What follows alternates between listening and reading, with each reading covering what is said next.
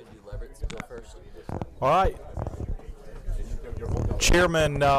Chairman Leverett is in a committee meeting that is continuing on. I'm sorry, Chairman Gunter. Somebody else said, all right. What a start of the year of Judiciary. Chairman Gunter is in another committee meeting that is continuing to do business, and he will be here shortly, so we'll convene House Judiciary Committee. Would Chairman Leverett like to say the invocation? Sure, be glad to. Thank you. Please. Father, thank you for this day. Thank you for this opportunity for us to enjoy your creation yet again. Thank you for this chance for us to come together and deliberate on the best interests of the people of the state of Georgia. We ask that you be with us through our deliberations and make sure that everything we do is beneficial in your sight. We ask this in your name. Amen. Thank you, Chairman Leverett. I notice we have many distinguished members of the judiciary here with us today. So, bill sponsors, if you have some judges from your area in here, let's make sure they get recognized coming to the Capitol. Let's see, we got 6 bills on the agenda, 5 bills on the agenda. First one is House Bill 999. Chairman Leverett. Or would you like me to get in the hot seat? From there is fine. All right. Thank you, sir. This bill, well, I'm reluctant to let the word simple bill issue from my mouth, but I will just say I believe I can explain the bill fairly quickly. This really grew out of a request by one of the magistrate courts in my district to have a technology fee to help defray that cost and not sort of impose that on the county taxpayers, but impose it upon the shall we say, the customers in the magistrate court. But there apparently was some concern in the Legislative Council that the way the statute on costs and fees in the magistrate court chapter was drafted, that even with a local act, that might not be appropriate. So the bill, the first section of it simply would change the language in the fee statute applicable to magistrate courts so that by local act you can authorize additional fees like a technology fee or something of that nature. And there also is language to make it clear that anybody who's already done that is sort of covered and saved. Section 2 is really intended just to correct sort of a typographical error that was in House Bill 426 last year. That was the bill that made magistrate courts and probate courts nonpartisan elections. Of course, the probate court part of that had to be contingent upon a referendum. So there was a repealer provision that said if that particular referendum didn't pass, then the provision about probate courts would stand repealed. But unfortunately, it was the reference to the specific section was not included in that bill, and so arguably, as the bill was passed, if the referendum regarding probate courts doesn't pass, then the nonpartisan designation of magistrate courts, which doesn't require a referendum, will also be repealed. So we're just trying to fix that repealer so that the fate of the nonpartisan designation of magistrate court isn't tied to the constitutionally required referendum on probate courts. And that's the bill, Mr. Chairman. As far as I think the magistrate judges support it, and I think the probate judges probably support it too. Thank you so much. Looks like we have Chief Magistrate of Cobb County here to speak in support. Good afternoon, Mr. Chairman, members. My name is Brendan Murphy. I serve as the Chief Magistrate Judge in Cobb County. I'm also the chair of the Legislative Committee for the Council of Magistrate Court Judges. Thanks for having us. I think Chairman Leverett covered it very well. The only thing I'd add is on the fee part, this does not authorize any particular fee, that local delegations would still be working with their local judge and county commission before any technology fee is passed in your community. Yeah. And then it's just a little old bill, a little cleanup bill. But I'm glad to answer any questions if anybody has them. Thank you. And I think we had a question earlier. I don't know if it was for the chairman or for the chief judge, but Representative Jones, Chairman Jones. Thank you, Mr. Chairman. Chairman Leverett, just real quick, you said there was one small change in Section 2. Where is that small change? Well, Section 2 is the one that corrects the provision. So the entirety corrects it? The entirety of Section 2? Well, it does, although I think the only thing they've added is on line 52, the word Section 4 was added. Section 4 of. Okay. I guess because it's not existing code, they didn't show it in the sort of usual formatting. But basically, as we passed it, it says if the amendment is not so ratified, then this act shall stand automatically repealed, which would be both probate and magistrate. We're now just adding section 4 of on line 52. Thank you, Mr. Chairman. Good point, though. Thank you. Representative Scoggins. At the proper time, sir. It's proper time. A motion do pass. We have a motion, we have a second. All in favor, please say aye. Aye. All opposed? All right, the bill does pass. Thank you. Thank you. And I would like to note we have the Chief Justice of the Georgia Supreme Court, Chief Justice Peterson here. Thank you. All right, HR 251, Representative New, come on up. Members, can I have Judge Keith Wood and Courtney Bill, And is, Director? in just a moment, is Justice Bethel here? Did I hear that? All right, Justice Bethel, welcome. Representative New. Thank you. I appreciate the opportunity to speak to you today about House Resolution 251. We're working with LC 473339. This resolution was passed unanimously in this committee last year. It proposes an amendment to change the Constitution that would ensure all probate judges are elected in nonpartisan elections. It also includes a plan for this change to be approved or rejected by the citizens of Georgia. Judges should be running nonpartisan because we need to maintain the public's confidence in independent judiciary. Requiring some judges to run in partisan elections makes it difficult for them to comply with the code of conduct and maintain impartiality and the appearance of impartiality. And as we all know, that is central to the rule of law. They are the only judges now that have to run partisan. So out of 1,600 judges in Georgia, 53 have to run in a partisan election. So for parity, we need to move forward and allow these judges the opportunity to run nonpartisan. This legislation is the second of a two-bill package. The first was HB 426, which provided for the nonpartisan election of magistrate judges. It achieved final passage and was signed by Governor Kemp last year. And this resolution is supported by the Council of Probate Court Judges, the Council of Magistrate Court Judges, the Judicial Council of Georgia, which is chaired by none other than Chief Justice Nels Peterson there, and former Georgia Governors Nathan Deal and Roy Barnes, who have co-authored a letter in support of this legislation, which I've put in your packets for your review. Are there any questions?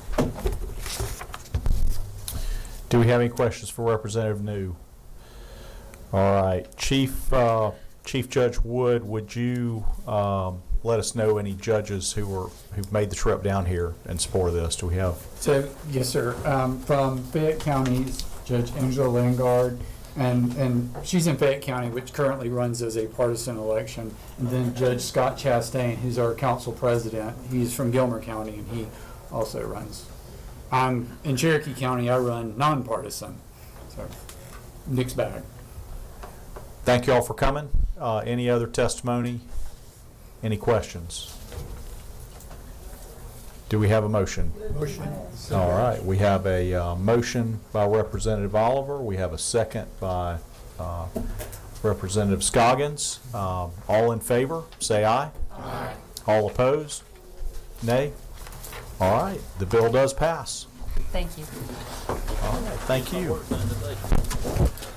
All right, Chairman Hawkins, House Bill 557. Can I speak from here? Absolutely. Thank you, sir. You have before you 557. It's a substitute.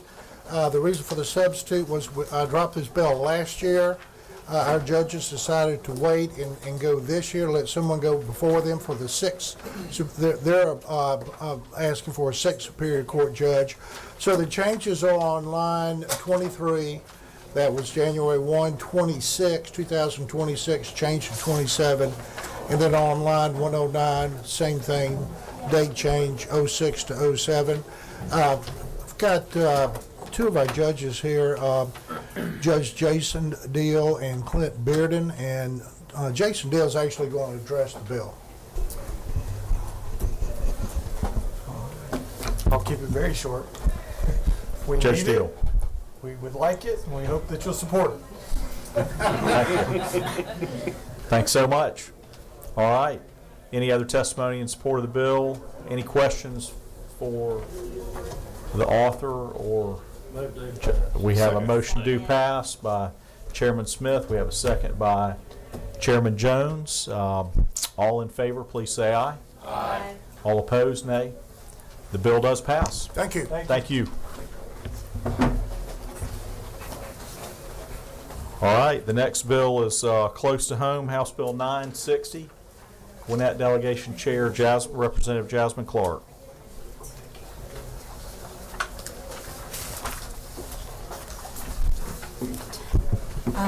Thank you, Mr. Chair. Thank you, members of the committee. I am here presenting House Bill 960 LC 473480. This is a very simple bill that adds a 12th judge to the Gwinnett Judicial Circuit. Currently, the Gwinnett Judicial Circuit has demonstrated a need of 14.6 Superior Court judges, but we're only asking for one more today, and we have a workload value of 1.32, which has us third behind Northeastern and Middle Judicial Circuits. So there's a demonstrated need that has also been recognized by the Judicial Council, and I have a letter from our Chief Superior Court Judge Tim Hamill. He could not be here today, but he did provide a letter to members of the committee demonstrating that need. This was signed with bipartisan support from the overwhelming majority of the Gwinnett delegation, meeting our bylaws for local bills, even though technically this isn't a local bill, but since it affects a local judicial circuit, I thought that was important as well, and happy to take any questions.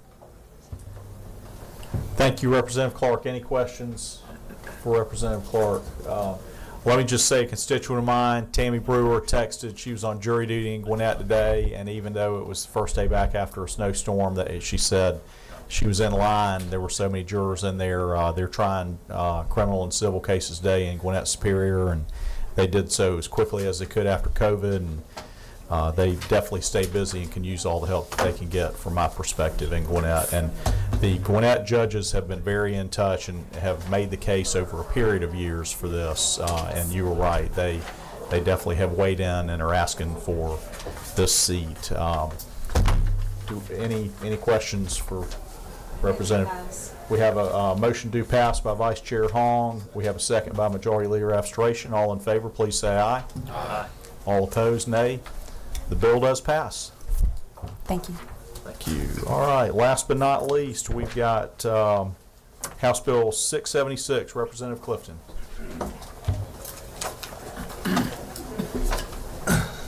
Thank you, sir. Members of the committee, I'll be brief as this bill was passed through the committee last year. I was a little late dropping it and did not have enough time to get it all the way through, but excited for this bill. This is a frivolous lien bill, so the code is very specific on what you need in order to place a lien on a property, what's called a mechanic's lien. It has become a threat that entities have decided to use to bully people into doing things. This essentially just puts a penalty, so if people file a lien when they do not have their rights in order to do so, there is a penalty of $1,500 plus attorney's fees and court costs. Thank you, Representative Clifton. Any questions?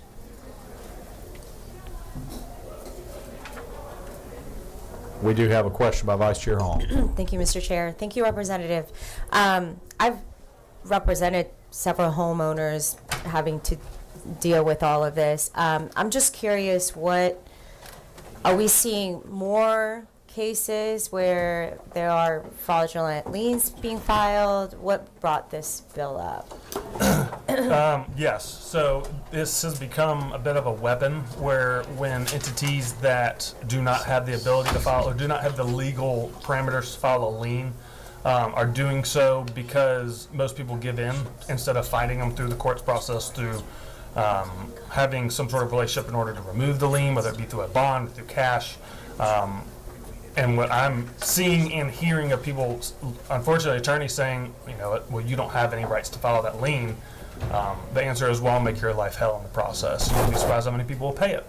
So it's, again, we're not changing anything other than if you knowingly file this when you don't have the rights to, there's a penalty to it. So it's just disciplining bad actors and preventing this from becoming a bullying tactic.